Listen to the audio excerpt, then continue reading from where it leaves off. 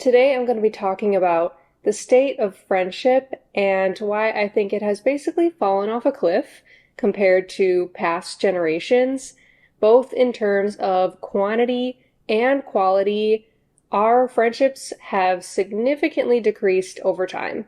There have been quite a few studies that all really point in the same direction, that millennials and Gen Z have fewer friends than people did in the past. Also, the number of people who say they have literally zero good friends is up to 12% now, compared to just 3% in 1990. And that's a pretty big jump, and it's saying a lot because if you've ever been in that position, you know that the difference between having one good friend and none at all feels pretty massive. So in order to talk about how I think we've ended up here, I want to start way at the beginning, pre-group of friends, pre-friend, pre-acquaintance even, and just start at the baseline of interacting with other humans. Before you ever even get to the point of making a friend, it has to start with just being around other people. In big groups or small groups, doesn't really matter. Just being around people and getting an idea of how to talk and act and socialize. And here is basically where the first huge roadblock for younger generations today comes up that was not in place not that long ago. And that's young people are just inside more often. How are we supposed to get used to having in-person conversations and just feeling normal around other people when so much of the time we're indoors by ourselves? And it's not necessarily because Gen Z is all born afraid of going outside and seeing other humans. It's just that it's been a generation where you grow up learning how to do things online instead of what used to require going outside for our parents and grandparents. They went to the movie theater, we watch Hulu and Netflix inside. They went to the mall, we go shopping online. They went out to eat at restaurants, and we order from a delivery app. Not to say that young people don't go out to restaurants today. Of course they do. We always will. But not so long ago, the option to stay inside and get restaurant food from DoorDash wasn't even an option. It didn't exist. Even admin type activities that aren't really fun and probably wouldn't lead to making a new friend, now they all have an online option, and it used to at least open up the opportunity to talk to a stranger. And the times where we do leave our house today, it's probably in our car alone compared to public transport, or even further back, walking in public and just seeing other people on the street. There has been a massive rise in online schooling, homeschooling, and online work, or basically working from home. And those areas, school and work, have forever served as massive hotspots for building up friends. If you aren't in person for those two things, you are at a huge disadvantage when it comes to friendships. There's also been this phenomenon lately about the death of the third place. A physical area that you can go that doesn't cost very much money, and it serves to basically build community and talk to strangers. Gen Z is seeing fewer options of these third places than there were in the past, and I think partly because of that are forgetting how to socialize and just be around other people, if they ever learned how to begin with. It's not to say that we have nowhere to go to meet people, but the vibe of the places that remain is just different, and I think less conducive to socializing. So what used to be some amazing places to go and meet other people are now okay places to go and meet other people. Like, for example, the gym. This could definitely be considered a third place, but if you go into a gym now, it's completely different to how gyms used to look 20 years ago or 30 years ago. Everyone is either has their headphones in and are listening to something, or they're looking at their phone, or if by some miracle they're not doing those two things, they're looking at one of the TV screens that the gym has posted up everywhere. And this goes for bars as well. Bars are still extremely social environments, and I think they always will be, but bars didn't used to have screens, and they do today. It's just taking it a step down, and having screens around makes it easier for us to drown out the people around us, and easier to ignore them or forget that they're there. And of course, we always have our permanent safety blanket with us, even if we're ending up somewhere that doesn't have screens on the walls. We can always look at our phone. And honestly, how approachable is that? If you see someone on their phone, it's like giving a social cue. Hey, I'm busy right now. I'm not interested in striking up a conversation with someone. Please don't talk to me. There's many other examples of this too. Like, I'm talking about when we're having a little friendship snack instead of a full friendship meal. We feel like we have enough to get by, but this is what I'm talking about when I say quality of friendships has decreased. In elementary school, I have a lot of memories of talking to my friends on the phone for hours. Great memories, not as good as in person hanging out with friends, but still good. But it's definitely a step down from in person. And now, today, the main method of communication is texting.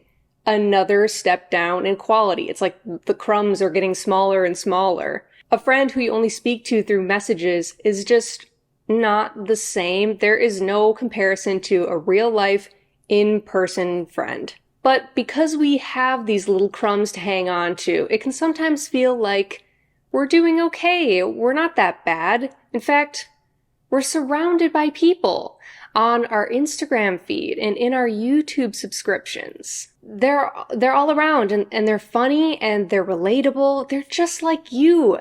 They can feel like your friends. But eventually you snap back to reality and you realize that these people are not really fulfilling relationships, and ultimately you might be alone. Related to that point, I think that these parasocial relationships and influencer obsession is leading to a side effect of unrealistic expectations of your actual real life friends. The people who are served up to you through the algorithm are probably almost perfect for you. They are 100% entertaining, they are never boring, and they're never talking about something that you're totally uninterested in, because they came through the algorithm. They're tailored to you. But friends in real life cannot live up to that standard. They're just normal people. They're sometimes boring, and they're never going to live up to like a storytime TikTok level of entertainment. At least not all the time. You'll have some things in common with your friends, but some things you won't have in common. And sometimes you'll have to listen to your friends talk about topics that you don't really care about, but they do, and that's part of being a good friend. But now people are so used to, as soon as they hear someone talking about something that they don't care about, you can just scroll past it immediately. But you can't do that in real life. And it also makes us feel pressure to act as the ideal friend. And this is something I really struggle a lot with personally, because I think that unless I have something to say that is really funny or entertaining, I should just be quiet. It's like I'm editing myself in my mind because I want to live up to the standards of these people around me, and I want them to think that I'm interesting and cool and funny. But because I'm a regular person and I'm not that way every time I have a thought, I get to the end of the night and I realize I've only said 5 words the whole time.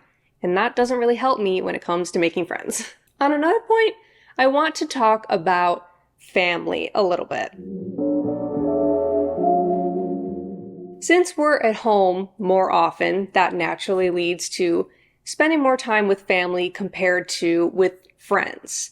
if you're at home, you're probably with your family, especially when you're young and still living with your parents and maybe siblings. But even knowing that, I still was a little surprised to find this article that shows young people today are spending even more time with their parents than parents and kids of past generations. But it got me thinking about helicopter parents today, and I know it's a stereotype, but there's something to be said about our grandparents telling our parents when they were kids, oh, just go out and play and come back when the streetlights come on. And I'm sure that type of childhood had its drawbacks, but the very beginning of making friends is going outside and seeing the neighborhood kids and talking with them and playing with them. I've been getting some family and like parenting type of content in my feeds lately. No idea why. And it's really freaking me out because I'm seeing like more and more moms, particularly, since they're the type of people who are putting out these videos, bragging about how restrictive they are with their kids, especially from a social perspective. Like, if their kid wants to hang out with their friend, they can't go over to their friend's house. They have to come to your house so you can keep a watchful eye. And sleepovers, too many sleepover TikToks that I see of moms bragging that sleepovers are 100% not allowed. And I know it's probably coming from a safety angle and they're concerned about their child being unsafe at a sleepover. But you have to realize that this style of parenting is robbing your kids of social interactions and developing deep friendships when it comes to having sleepovers, which is a huge thing when you're young and when you want to hang out with your friends. Missing out on that is not helping the social struggles that Gen Z had. I had a best friend for many years growing up, and her mom was rather strict, and we lived within walking distance, but every time she would walk over to my house, as soon as she got there, she had to call her mom to let her know that she was here. And it didn't stop us from becoming friends or anything. Obviously, we were very close for many years, but it was just kind of this like unnecessary embarrassment. And before every time you want to go hang out with your friend, it starts with this. It wasn't a great social lubricant. It didn't really help, but I guess these days parents just don't want their kids to be lubricated.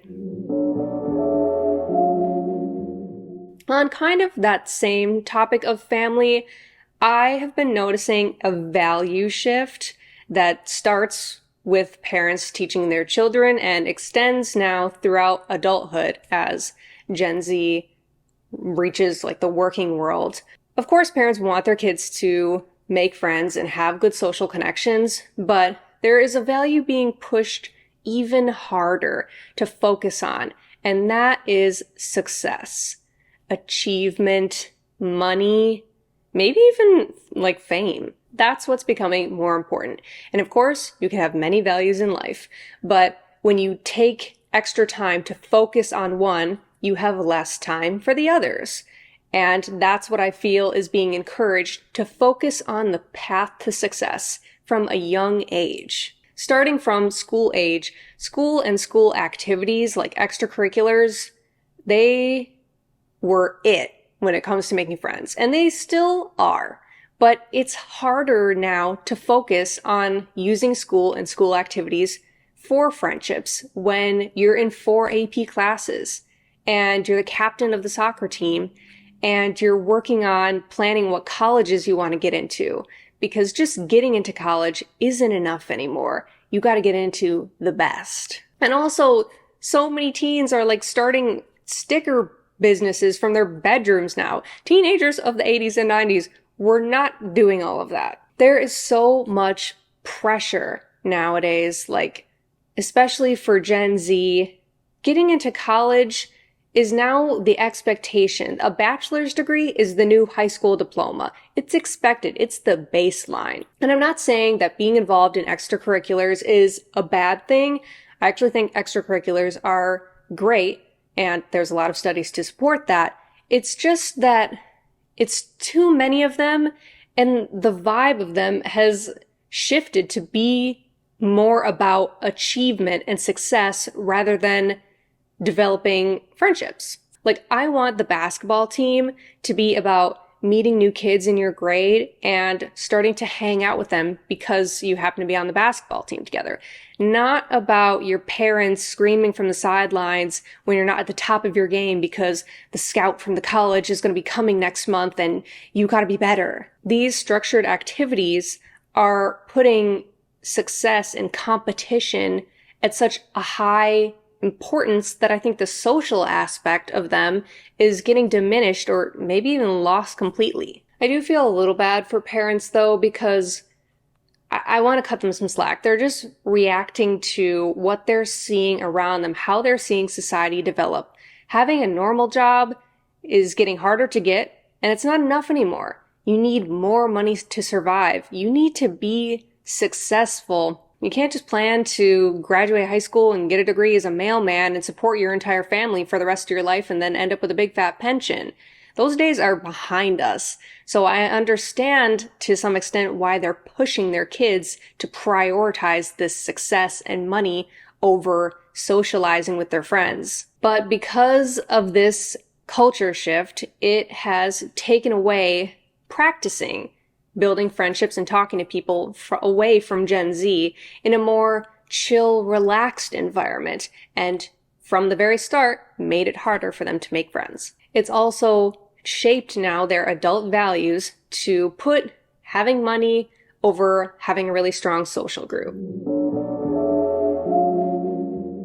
I'm not a sociologist, but I have to point out what I see as the connection of this prioritizing success and the rise of alpha males and girl bosses nowadays. They're everywhere. People are starting younger than ever to build their own businesses, and normal jobs just feel less acceptable. And you can even see this reflected through media.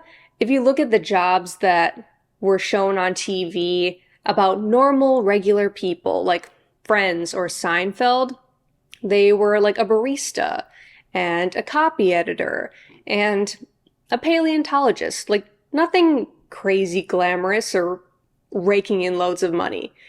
But now you look at the new TV shows, and a show I grew up watching was Modern Family. And the whole premise of the show is this is an extremely normal, average family. But the jobs that they have in that show, lawyer, big, rich CEO, fancy business owner, the people in that show are rich, and that's being portrayed as normal and expected.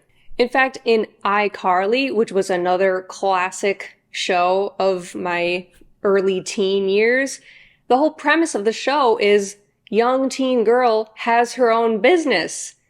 And of course, friendships are always going to be a storyline, and they always will be. But I do feel that career storylines are a little bit higher up than they used to be, and more glamorous and focused on making the big bucks. And in real life, like in Friends, if you're living in New York and bouncing around from job to job like Phoebe was, you are going broke maintaining a friendship group. It's really hard to build friendships and spend time with them and spend money on those activities with them if you're living paycheck to paycheck. That's an area that feels very non-essential and can be cut out of your budget if you're struggling financially, which a massive percentage of Americans are struggling. Work is a lot like school in the sense that it's probably where you make majority of your friends, if not all of your friends. And if for whatever reason you work remotely or you just don't click with your group of coworkers, you are shit out of luck. We are spending more and more hours of our week at work. So you have to rely on work to try and make your friends there. But if, like I said, for whatever reason you can't, you're in big trouble. There is this expectation to work so hard. I think even more for millennials than for Gen Z, for little pay, and work so many hours and get a second job and have a side hustle. And people are getting exhausted. How are you supposed to be like this friendly, pleasant person to be around at work when you're so tired from working all the time? Overworking is making it harder for us to make friends. And even like our hobbies, which are also usually a good way to meet new people and make friends, we're now encouraged to turn that hobby into another stream of income. It's not just a hobby anymore, we're turning it into work. But you're more likely to meet new people and make friends about your shared interests if you're going to like a crochet club in your area or a video editing club, compared to if you're turning that hobby into a side hustle and you're spending your time building up an Etsy website and reading articles about how to sell crochet online or how to video edit alone at home in your room. There's no other people around to make friends with that way. So, with all of that said, what should we do? Because the side effects of loneliness and not having friends are pretty serious, and it seems like we're going down that road. I may not be the most qualified person to give advice here, but I will give it a try. To go back to something that I was talking about early on in the video, is we need to just practice going outside and talking to people. That's step number 1. Instead of ordering a new sweatshirt that you want online, go to a store or two and just be in the presence of other people and make eye contact with them and maybe smile at them. Say a few words here and there if you're feeling comfortable with it, or talk to the cashier. Look at other people and give them a nod, acknowledge their existence. Or you could talk to your Uber driver. Just a couple sentences, nothing big, just get yourself warmed up and feeling more comfortable with being in public and speaking to others. Another recommendation, again, involves going outside. That's step 1, is joining something. And I know this is really scary. You're just gonna have to grow some balls and just do it. And I wish I had a better explanation, but you have to just do it, and you have to go back at least 2 or 3 times. And if you still really hate it and are really dreading it, then you can just stop going. But you never know. There could be an extrovert there who is just waiting to adopt you into their circle. Or if there's not, then at least you pushed yourself to try. A similar thing, if someone invites you to go to something, some sort of social gathering or event, or just a hangout, just go. I am socially anxious. I'm afraid of talking to people, but if someone invites me to something, I go. I say I'm gonna go, and then I actually do. I show up. Worst case scenario, you feel awkward for a couple of hours and maybe leave early. But best case scenario, maybe you meet someone there who you think could really become a good friend. So that's my thoughts for today. If you enjoyed this video, give it a thumbs up, and thanks for watching.